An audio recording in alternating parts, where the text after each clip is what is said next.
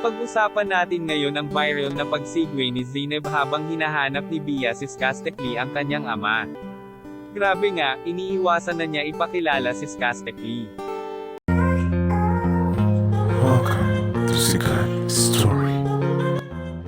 Pag-usapan natin ngayon ang viral na pagsigway ni Zineb habang hinahanap ni Bia Ciscastekli ang kanyang ama.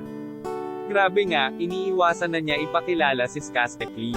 Ang video ito ay upload ng isang fans kahapon lang at umabot na nga agad ito ng 1,000 views. Ang sabi kasi sa video na hinahanap niya si Dada which is daddy na si Ciscastekli. At sinagot kaagad ito ni Zineb na Didi daw ba ang iniimik ni Bia. Panoodin muna natin. Zineb si Bia kay Ciscastekli pero hinahanap talaga ito ni Bia ang kanyang daddy. Kaya naman pinag-usapan ulit ito ng netizens. Hindi mo masisisi si Zineb na ipagkait si Bia. Kasi nung panahon na kailangan kanya iniwan mo sila. Imbes na nandun ka inuna mo pa ang iba. Deserve mo yung pain mas triple pa sa naramdaman ni Zineb.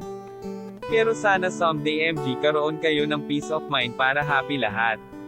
Hayaan na muna sana nila kung ano desisyon ni Zineb. Syempre may galit pa siya kay Skuste Kaya ganyan. May panahon para maghilom ang sugat na ginawa ni Skaska. Kaya respetuhin muna natin si Zineb.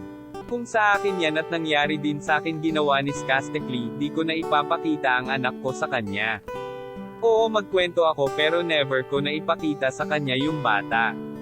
Comment kayo kung anong masasabi nyo dito. Comment din kayo para kayo ay mas shout out ko. Yan lang ang ating mainit na chika. Halina't mag-like, share and subscribe. Thank you.